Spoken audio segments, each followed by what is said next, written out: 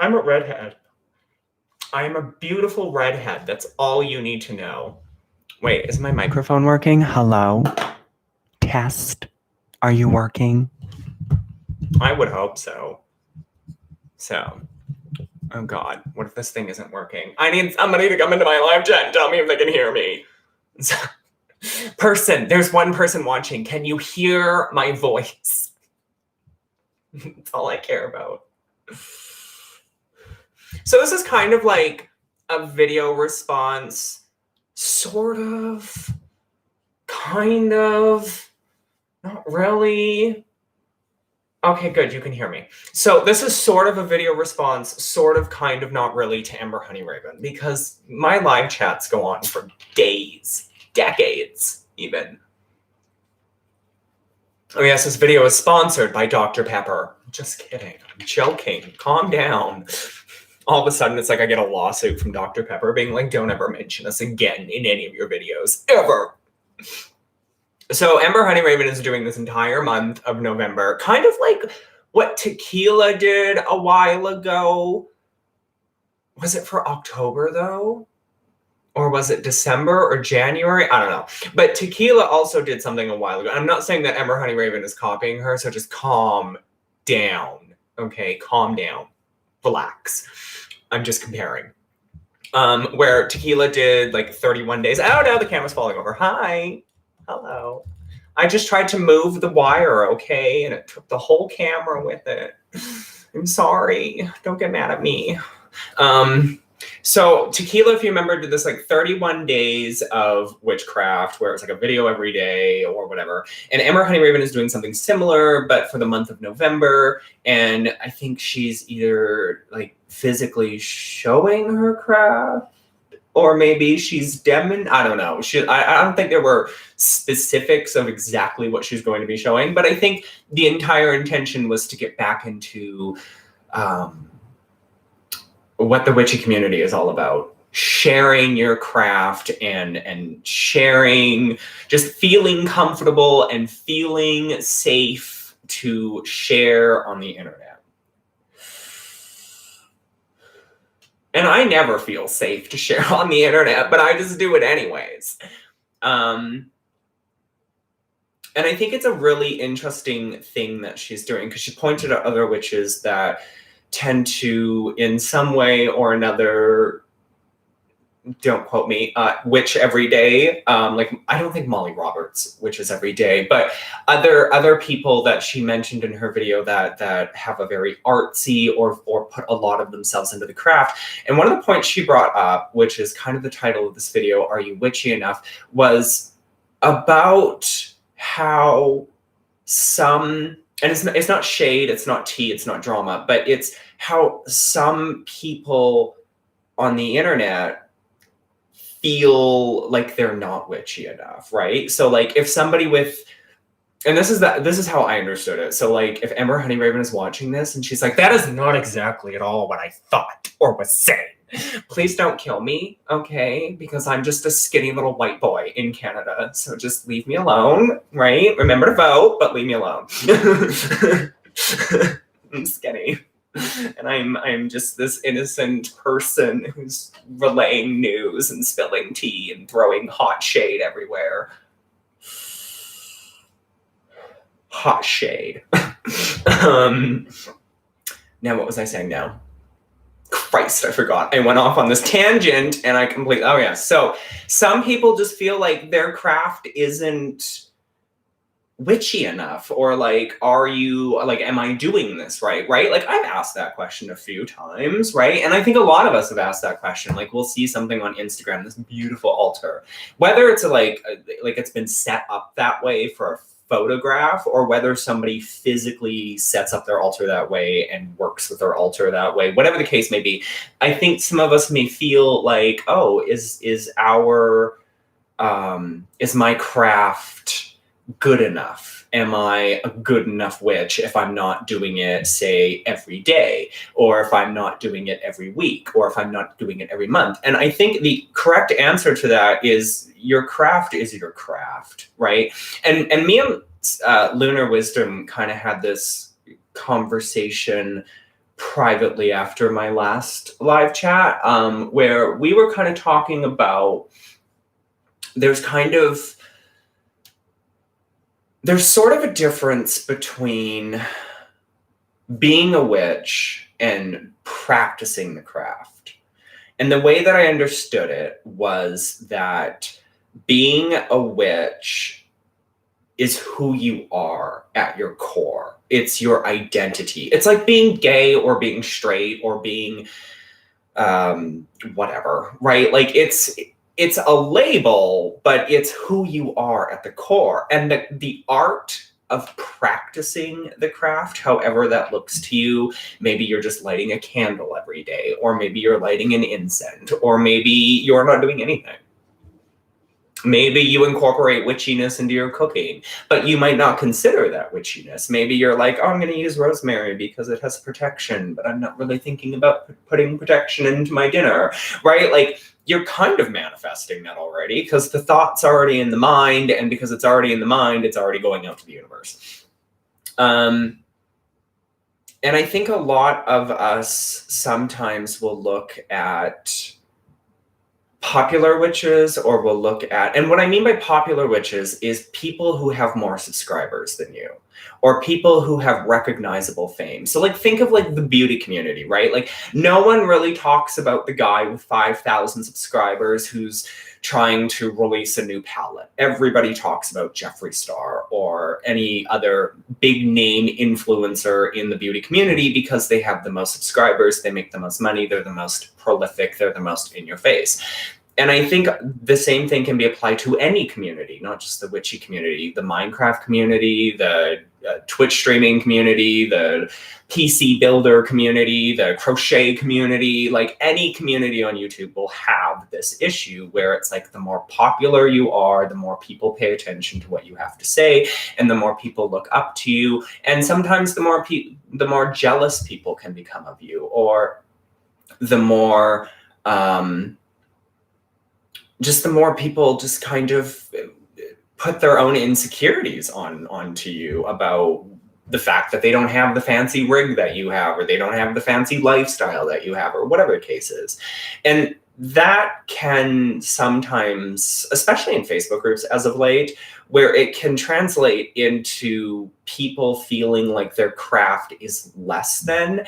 And I think the reason that is because people don't have confidence in who they are. And it's okay for us to not always be confident in who we are, right? Like, it's perfectly fine for us to feel jealous, or to feel like, am I doing this right? Or to ask questions. I think when we start to ask questions, we start to recognize that there may be an issue with ourselves. And what I mean by that, when I say an issue with ourselves, is like, we have found an insecurity, or we found some underlying problem that's like preventing us from being like, that's a beautiful altar, that's a beautiful craft, but I'm perfectly confident in my craft.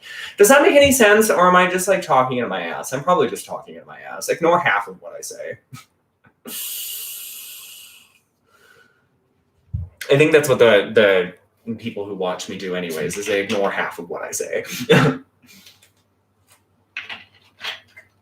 And I think sometimes we ask ourselves, are we witchy enough? And I think people could easily ask themselves that. And okay, no shade, no tea, no drama. Like, swear to God on a Bible with this particular example. I feel, okay, that when people... Okay, I have to be very careful with how I pick my words, because I really don't want to piss anybody off with this. So I feel that, in my opinion, if one were to post a video every day, it might give others the impression that, should I be practicing every day? Because I look up to this person and I wonder, should I be doing that? Like, is this how your craft is all the time? Like, people who have been following whoever for a really long time, and that person starts posting every day, the people who've been following will know, okay, this is not, like, this is just something that they want to do. But like, a new person or a new witch might be like, oh my gosh, do I have to be practicing every day? Right? And that is not shade or drama. That's just a question. Do we think, like, if I were to post witchy videos every day of me doing workings every single day, would that give people the wrong impression that they have to be practicing every day? I don't think so in a large majority of people, but I can see it being an issue, not an issue, but I can see people in a smaller majority being like, is that what the craft is? And the answer is no. That's not what the craft is. I mean, if you start at the beginning of these videos, right, and you're watching from the beginning where they state that they're going to do this for an entire month or 2 months or 3 months or a year or whatever, then, right, like that makes sense. Like you're going to be like, okay, so this person might not actually practice every single day, but for this period of time they are. And I just wonder if, and I'm not trying to discourage anybody. Like, if you want to post videos like every day for a year and be witchy every day for a year, great, do it. I want that content. Trust. This redhead wants that content. But at the same time, I wonder. I think it could cause doubt in people who are new or less confident in their own path. So yes, I think that's where I was going with it. And again, that's not to discourage anybody. Like, if you want to do that, if you want to post videos, I mean, it's your channel. You do whatever the fuck you want, right? Like, it's, you do you. I'm just asking questions, okay? I'm allowed to ask questions. And they may not be questions that people are like, I don't want to hear these questions because I don't want to hear the answers. And that's fine. I'm not trying to throw shade on anyone. I love everybody. Except some people. But I wonder if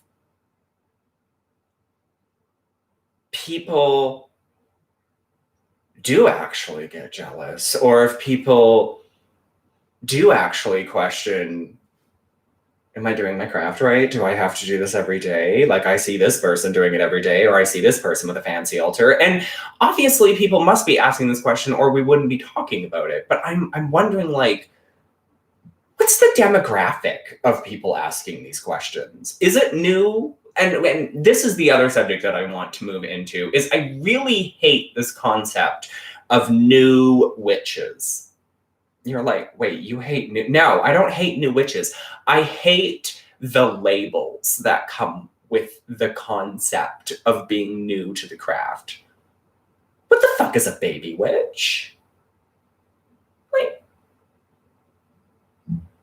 it's weird, right? Like, it's all over TikTok and it's all over Instagram, and it's been resurfacing in Facebook groups that I don't generally pay attention to.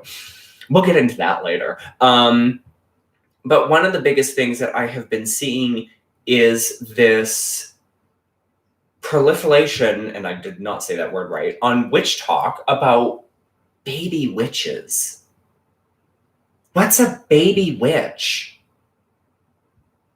Like, is this a video game? Like, are you a newbie? Like, do you have to level up? Like, when are you not a baby witch? Like, is there a particular, like, is it 1 year? Is it 2 years? Is it a year and a day? And why is it a year and 1 day? Like, why can't it be a lifelong thing? Like, I don't understand where this came from. Yes, broom closet. First of all, as a gay man, I'm offended that you would use the term closet in that concept. Like, I'm sorry, is your family gonna beat you mercilessly if you come out of the broom closet? I would hope not. And I'm just like, where did these terms come from? Where did this broom closet, baby witch, witchling concept come from? Do people keep their brooms in a closet? Like, is that an American thing? Do Americans keep their brooms in a closet? Do English people keep their brooms in a closet? Is there a broom closet? Is that like, I'm trying to figure out where this term came from. Like, I'm thinking somebody put their broom in a closet, realized they were a witch, and was like, I'm in the broom closet. And it's weird because this broom closet concept isn't something with teenagers. It's with people old enough to be my mother. And I'm like, and I'm 30, so that means these women are old. No offense. Just saying. If you're old enough to be my mother, you're ancient. But no, what I'm trying to get at is like, these concepts are toxic to the community. They spread division. They spread gatekeeping. They spread a lack of confidence in one's craft, because a baby witch might look at what somebody else is doing and be like, oh, I'm not advanced enough to do that. Is this a game of Dungeons and Dragons? Like, do you need to level up? Like, I'm confused. Or you get these witches that are like, yeah, I can only do so much magic in a day, or I get so exhausted and I get nosebleeds and headaches. And maybe that's the case, but at the same time, the way you paint it with your words makes it sound like you're a television star witch, like where you're on Vampire Diaries or the originals and you're trying to do a spell and the whole screen shakes and you're like, oh, my head, oh, I got blood coming out of my nose. Like, what? Like, I don't understand where these terms come from or why we spread them around. There's a difference between the craft and being a witch.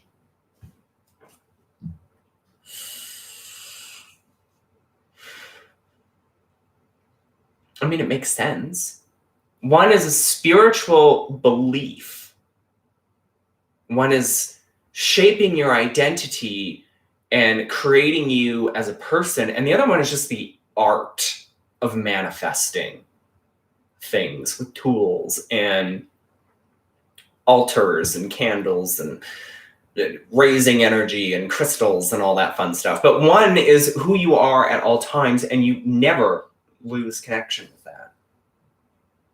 You never lose connection with being a witch. I mean, unless you like completely forsake everything that there is about you being a witch and be like, I'm no longer a witch. I now believe in this, or I now believe in that, which, I mean, all the power to you. You believe whatever you want to believe.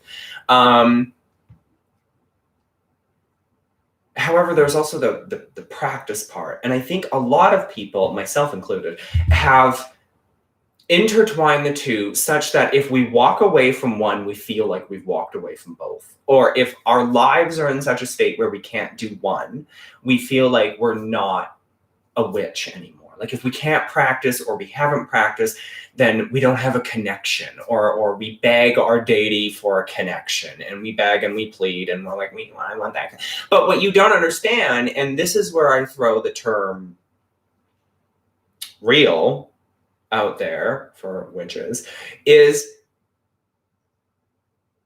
you never lose that connection. You always have connection with the spirits, with the earth, the air, the wind, the fire, the rivers and oceans, and you may lose a connection with yourself. And I think that's what a lot of witches struggle with, is that we sometimes lose connection with ourself, so we feel like we're not, like we might feel like we're not a witch anymore, or like we've lost that connection, or like we've lost our spiritual path. And that's not true at all, because you still are a witch. You just have to find your way back to yourself. And I think a lot of people who suffer from depression, anxiety, other mental health issues, and they're involved in the craft in some way, shape, or form, they feel that disconnection and they think, am I a witch anymore? Was I ever one? And that's fair to ask and fair to think, but a witch who knows in their heart of hearts that they're a witch knows that they always have that connection. You always do. And going back to this term of being a baby witch or like, again, it doesn't make any sense because that's gatekeeping. That is a form of gatekeeping, whether you're doing it to yourself or doing it to other people where you're like, oh, you're too new. You wouldn't understand this, right? Like, that's gatekeeping. You're intentionally or unintentionally, probably intentionally, well, I'd say unintentionally, but subconsciously, limiting yourself. You're saying, I'm not experienced enough to deal with this. And there's a difference between being experienced and not doing the research. And I think that might be the actual cause, is that a lot of the people who say they're not experienced enough might, in some cases, just be too lazy to do the research. Like, if you want to work with demons, right? Like, a lot of people are like, ooh, that's scary. Oh, that's bad. Oh, don't do that. That's left-hand path. Oh, that's black magic. I mean, if you do the research, there is no color in magic either. Like, that's the other thing that needs to go away. There's no color in magic. Magic is not black. Magic is not red. Magic is not blue. Magic is not purple. It's not white. It's not gray. It's energy. Do you give color to electricity? You're like, well, the color of the water. Just shut the fuck up. The actual bolt of electricity. If you were stupid enough to touch a live spark, and you see the spark go from the area where the spark could be to your finger, and you see that jolt of energy, is there a color there? Well, it looks blue to me. I don't know. There's no color. Okay, there's no color. There's no color in the craft. It's I don't even know if it's about intentions, because people say, yeah, well, there's no color, it's all about intentions. But at the same time, do people even fully understand what intentions even are? Like, we say, oh, it's all about your intentions. It's your intentions, your intentions. What are intentions? Are they what I'm thinking about? Like, I'm thinking about this person dying. Am I putting intentions into them dying? Like, I'm physically thinking about this person literally dying in some horrible graphic way. Is that my intentions? Some people would say yes. The person's probably not going to die in that horrific graphic way. If anything, what would happen is that aspects of their life would start to die. But your intentions were very clear. You wanted this person to die in this very specific way. And that's where I think people get this concept of intentions a little bit mixed up. Yes, it's the things we want, but it's our true desires. Do you truly want that person to die? Well, I'm angry and I'm pissed off and I really, that's your emotions. Our emotions, it's the one thing Charmed got right. It's the one thing. Our emotions do affect our energy. It can also affect our magic, but it doesn't affect it in the way where if you're angry, your curse will be stronger. It doesn't affect it in the way where if you're sad, your curse will be weaker. It causes, when you're having emotions, like if you're really angry at someone and you can't rationally think about why you're like super angry, you just know you're angry at this person because of this, they've hurt you in some way and you want them to pay and you want them to suffer and you want them to die and fall apart, right? Like, you're so angry and you're so emotional that you can't think straight, so your magic becomes chaotic. It could backfire. It could fizzle. It could really harm them. It could do nothing.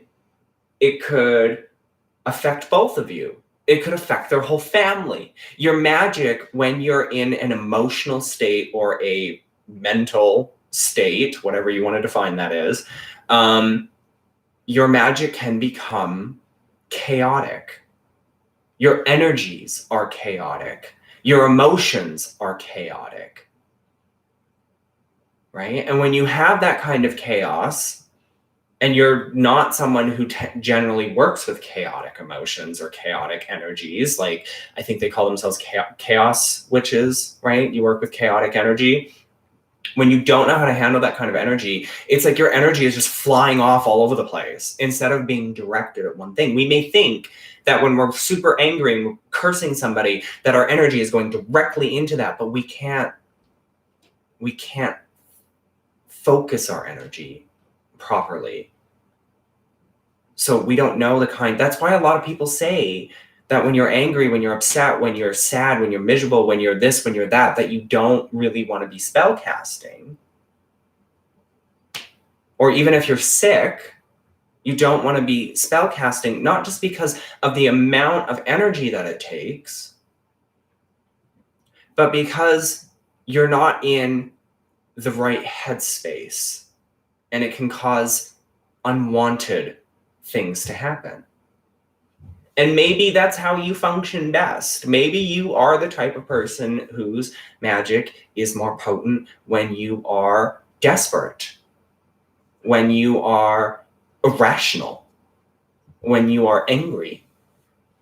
And that might point towards you being more of a chaos witch than anything else. But I don't even know how we got to this subject. So we're going to go all the way back to labels because I forgot how we got here. This concept of labels is so toxic to the community at large. Like I said before, it's a form of self-gatekeeping, and it is also a form of community gatekeeping. When you tell people that you're a baby witch, they might withhold information from you because they think you're not ready for it. But who's to say you're not ready for it? Being a witch and practicing the craft is not the same as being a doctor and doing heart surgery, where you need years of training for that to even be a possibility. Being a witch is about raising your energies and your vibrations and manifesting things that you want and creating change, be it for the world or yourself. It's about working with spirits and entities, demons, if that's your thing, saints, angels, God, Bible, hoodoo, voodoo, whatever. It's about self-exploration and really getting, not just, a lot of people use the craft as a form of shadow work. And it can work. But it's not going to cure your deeply rooted childhood traumas overnight. Ember Honeyraven talked about how some witches don't feel fulfilled in their craft. And it was more towards the point that some witches just don't feel like they're doing it right. And I think that there's times in everybody's craft where we just don't feel fulfilled. We may do a spell, we may get the result, and at the end of the day, we may not feel like that was good enough. And I think that comes down to what you were really asking for. I think if you do, let's say you do a money spell and you get the money, but you're like, now I gotta do this again because I don't have enough money. What were you really asking for? Maybe instead of asking for your rent money, let's say it's $1,600 a month, maybe instead of being like, dear Morrigan, I need the $1,600, please help me find the $1,600, I desperately need the $1,600. Maybe get specific. I need to keep the roof over my head and the food on the table and the lights on. I need to find a job, right? Like, I think a lot of us don't feel fulfilled in our craft because sometimes we do magic for short-term gain. Because we live in that society where we want things now. Right now. We want things today. This second. Give me that man. Give me that dollar. Give me that Maserati. Now, now, now, now, now. It's all about now. There isn't a lot of witches that talk about working long-term magic on YouTube. I have a couple of videos coming where I talk about how you can use bigger, thicker candles for long-term magical work, but I don't actually explain what long-term magic is. And maybe I should do that. Maybe I should explain or do videos what long-term magic is. But I think a lot of us know what long-term magic is. We are working the same spell long-term. So we're not just burning a 7-day jar candle and hoping that the candle is clean and easy to read and that there's no wax or anything. No, what we're doing is we're working with an entity or ourselves or the elements or whatever, and you're working a particular thing, a goal, long term. But aside from just doing the spellcraft long term, it could be once a week that you work that spell, or it could be once a day, or it could be once a month. It depends on what type of magic you're working. However, where I'm going with this is that you also have to do the mundane. I think that's the other issue that's holding a lot of people up with their fulfillment, is that they're not also putting in the work that they have to do. You can't cast a spell and find a man. You can't cast a spell and find a job. Like, what are you doing to find either of those in the real world? And that goes back to this labels thing, because labels help identify people. They allow people to say, this is where I am in my learning. This is where I am in my craft. But it's such a toxic thing to label yourself. I don't label myself as a gay man. That doesn't make up who I am. I'm a fucking queen. That makes up who I am. I'm the preacher man, right? Like, if you're gonna label yourself, at least give yourself a label that is true to who you are at your core, right? Like, who you are at, can you stop focusing? Thank you. Who you are at your core.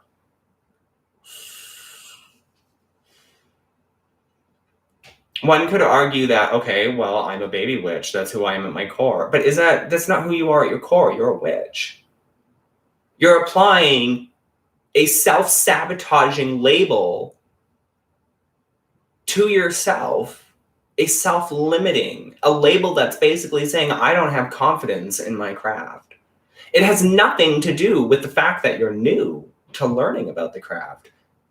It has everything to do with the fact that you are self-sabotaging your own path already by limiting yourself, limiting what you can and cannot do under the false pretense of a label.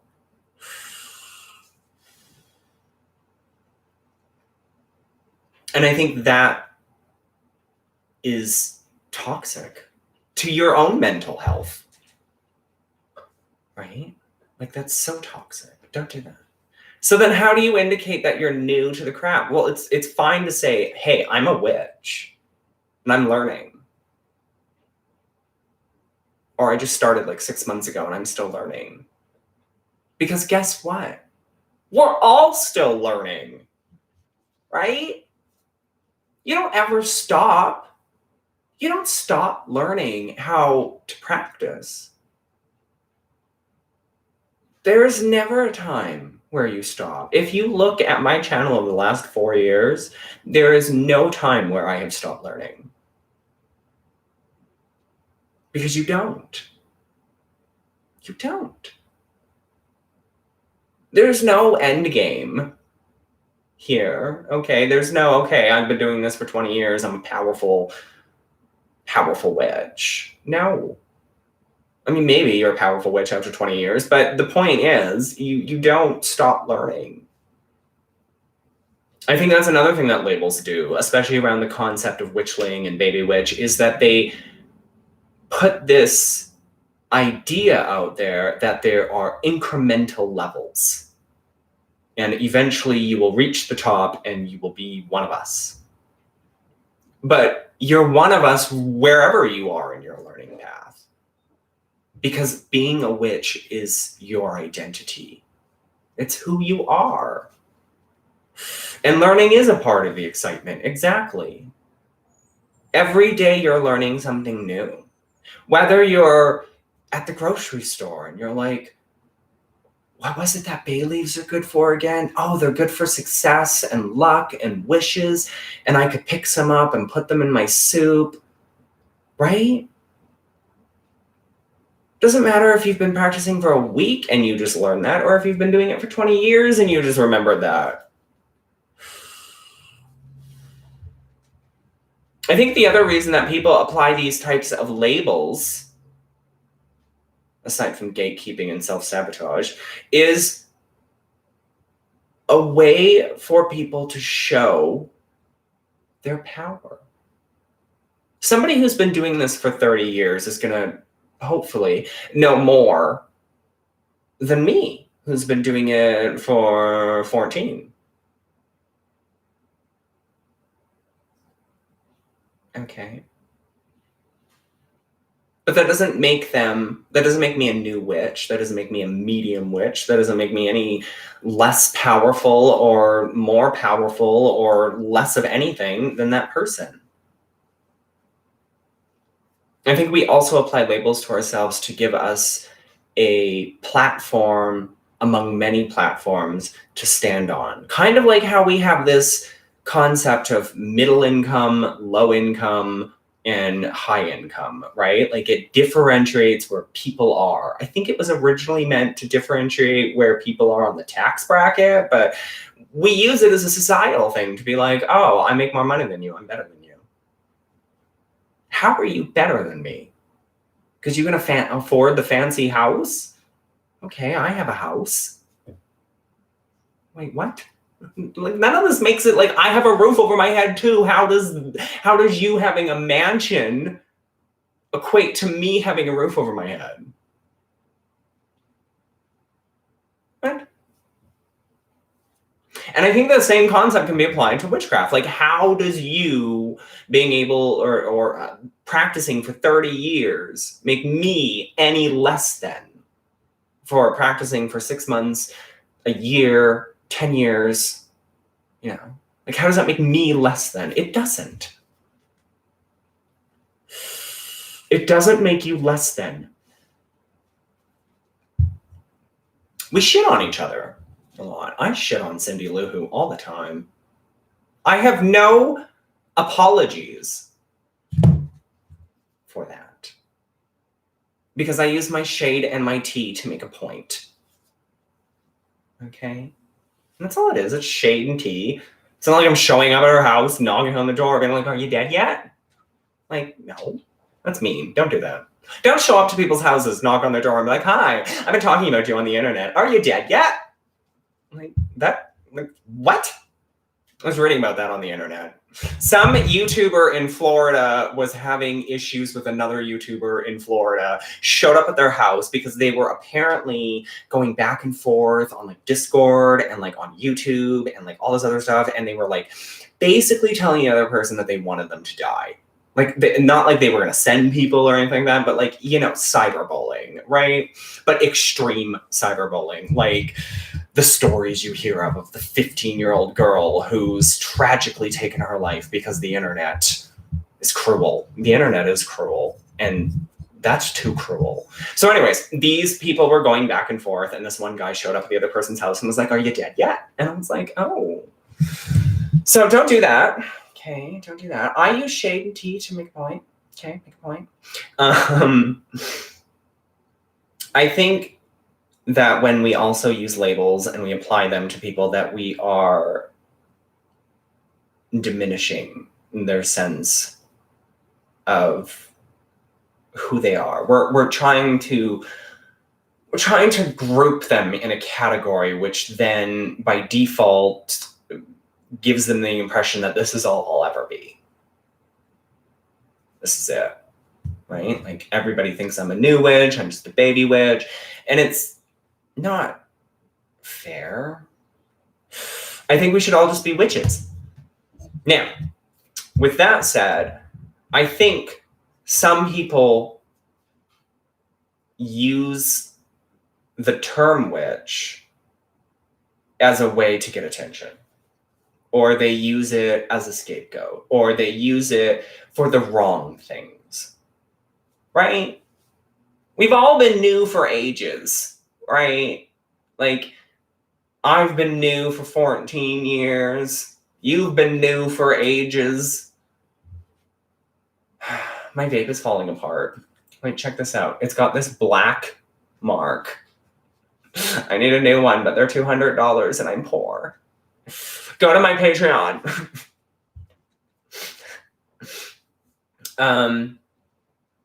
The other issue that I have, which is kind of going back to the topic I was talking about, is, so I've talked about this in the past, where sometimes it feels like certain individuals come onto the witchy platform, wherever that platform is, whatever social media it's on, or across all of them, and they use the craft as a crutch.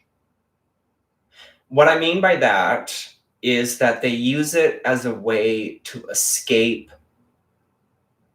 their own insecurities, their own traumas, and their own issues. Because I think there's been a conversation going on for a while now, and I have definitely talked about this, where the craft is able to help you work through some of those. But where people might misinterpret that is they think, oh, okay, so if I cast a spell, that'll just solve all my problems. If I do a releasing ritual, that'll solve all my problems. Now, I think some people will come to the craft and they will use it as a way to put dirt over top of what they're running away from. And the reality is that the craft, much like any other religion, is going to show you some form or another what you've been running away from and make you face it. And I think some people aren't strong enough mentally or emotionally to be able to deal with that type of thing. So they run away, or they hide, or they disconnect themselves, which inherently will disconnect yourself from the craft itself, because you're being shown the truth and you're choosing to run from it. I've seen this.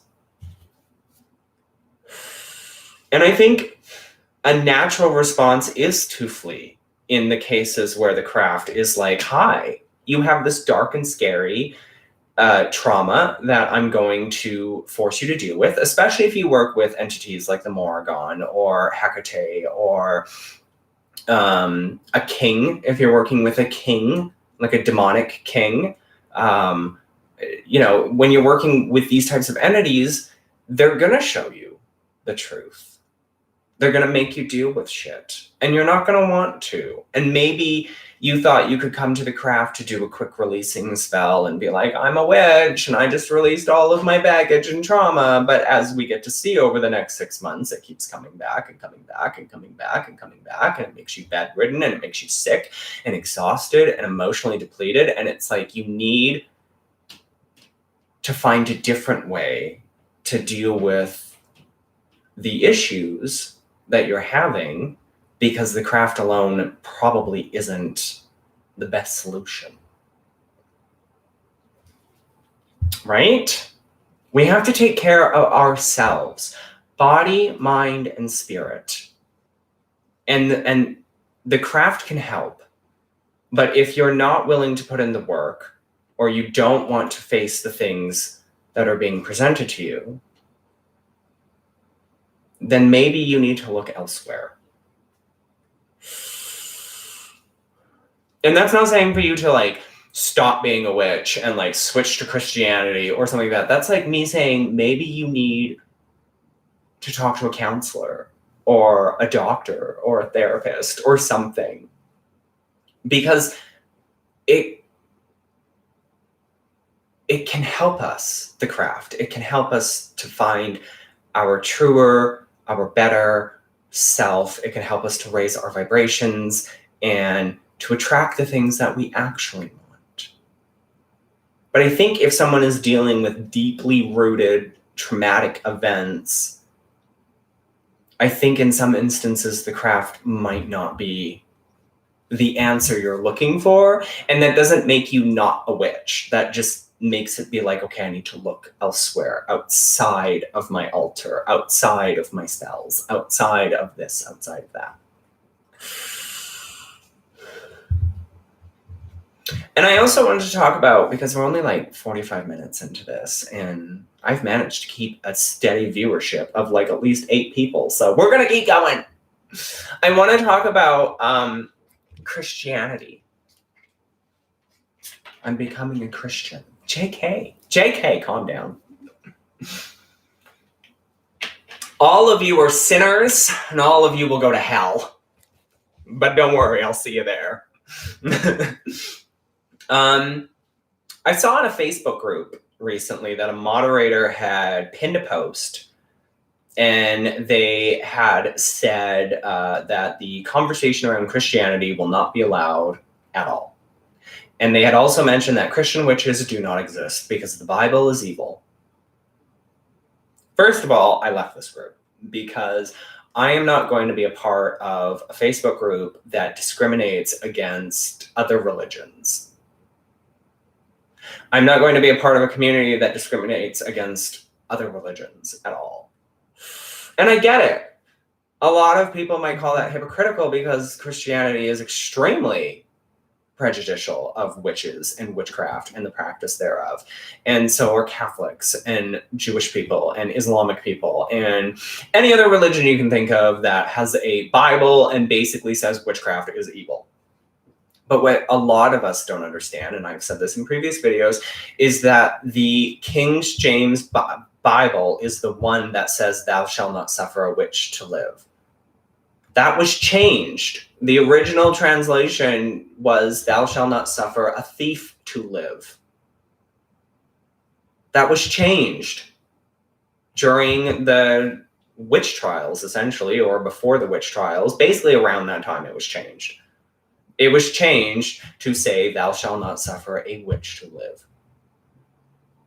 The Bible is full of fantastical, magical stories. And there's a documentary out there called Banned from the Bible, which they talk about various books and scriptures that were written, and some find them too fantastical, like giants walking the earth and so on and so forth. And others find them just not part of canon. You have to realize that these were old white men that basically put together a Bible. They had all of these scriptures, they had all of these words, they had all of these things that God had said to them. And they wrote them down, and they got together, and they picked. I don't actually know if they actually physically got together and picked, I want this, I want that. I mean, there were various Bibles going around with various forms of scripture, but I think when religion itself started to form more concretely into the different sects is when it's like, hey, this is our Bible, this is what we believe in. So, and it's been changed numerous times. I mean, the original Bible was written in Hebrew, okay? And it was just the Old Testament. And then they added in the New Testament, and they translated it to many different languages. And obviously, it's going to be mistranslated, misinterpreted. These are stories that are meant to make us think. You know, whenever they had, I don't know if any of you have ever been to Bible study or whatever, but on television, the way it's painted, and this might not be indicative of reality, so keep that in mind, but on television, the way it's painted is that a bunch of people get together, they read a passage from the Bible, and then they all talk about what it means and how it applies to their life. And they're stories. Whether they're real or fake, I mean, a lot of the places in the Bible itself has actually been found to be real places or once real places. And I think a lot of the stories were developed in a way to explain what was going on at that time, to give meaning to the darkness of the world, right? And I think it's really unfair that the community, especially on Facebook or other platforms, gets riled up and angry about talking about Christianity or Catholicism or Judaism or any of its magical counterparts. I mean, Christian witches get shit on all the time. A lot of people say they're not real witches, that Christian witchcraft isn't real, that you can't believe in God, you can't worship God and practice witchcraft because it's completely different. It's not the same thing. And to those people, I say, you're fucking wrong. I mean, think about traditional witchcraft. I'm talking like way back. I'm not talking books you can find today. I'm talking way back, 16th, 17th, 18th century. Okay. Like, there's stories of people who would have a ball of yarn. In fact, you can find this story on YouTube by looking up, I think it's like mythical monsters or something. I can't remember. But there's some like English lore of this old woman who lived on a farm, and she'd stick pins into yarn that was sitting in water and read a Bible passage over it, and over that particular pin, and that pin could cause crops to fail, or it could cause the sick child to get better, right? The use of the Bible in magic predates our misconceptions of it. It goes back to the slaves, back to hoodoo. It goes back further than that. It goes all the way back to Templar Knights and their alleged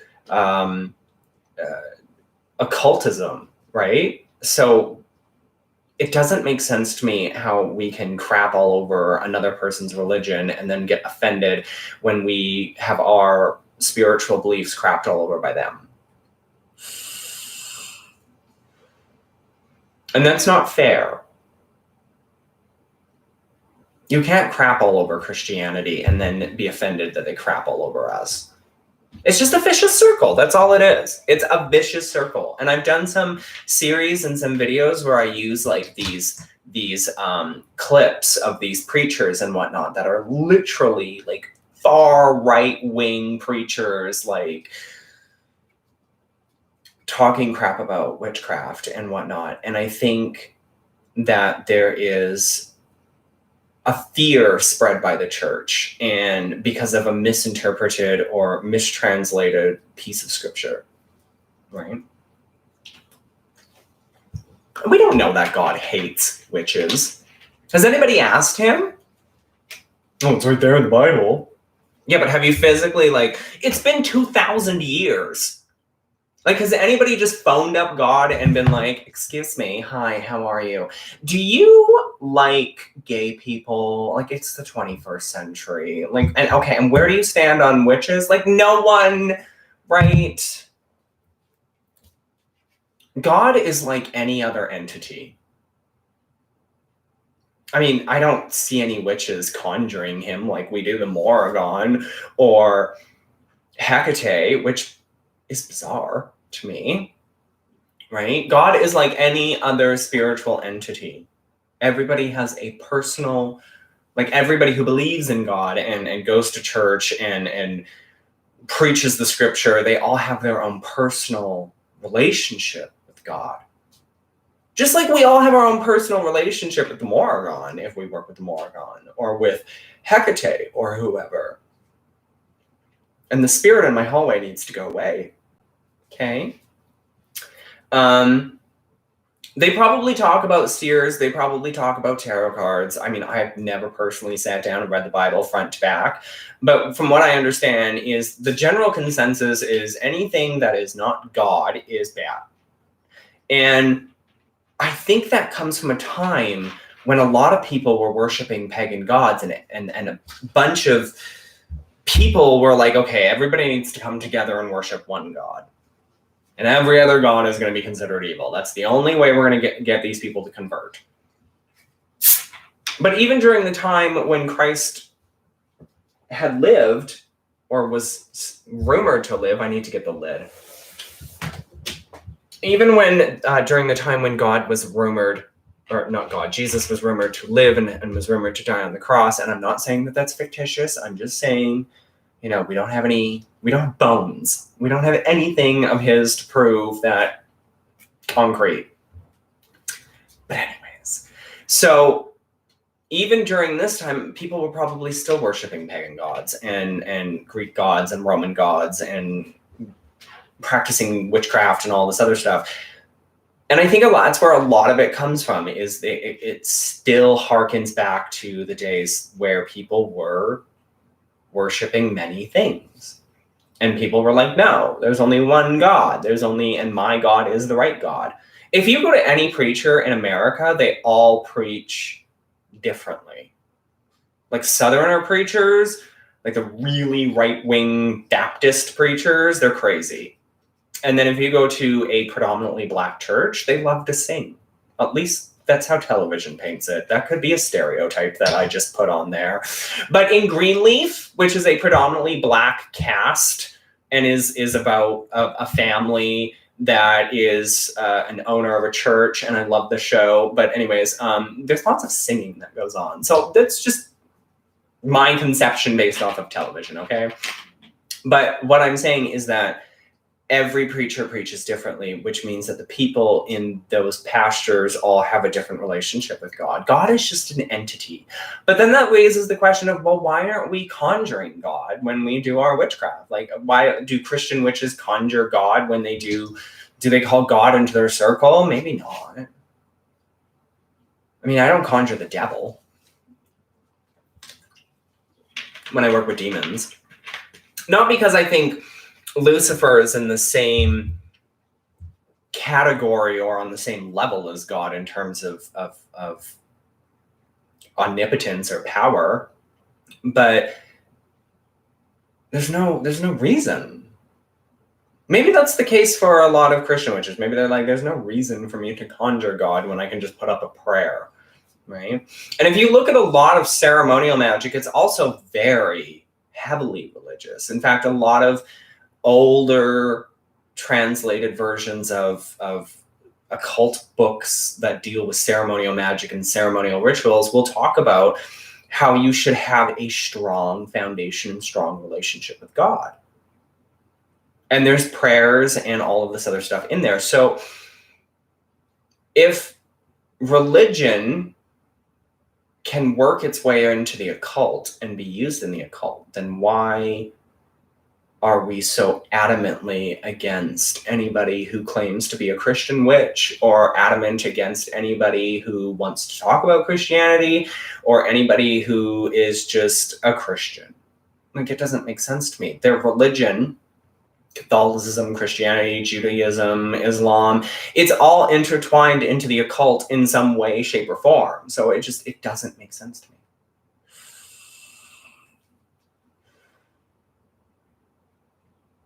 Anyways, tubies. That is my story. That is what I wanted to talk about. That is what I wanted to rage about. I love all of you. And I'm going to go away now because these lights are making it really hot in here. And I asked a lot of questions and we talked about a lot of things. And I love all of you, okay? It's just what I do.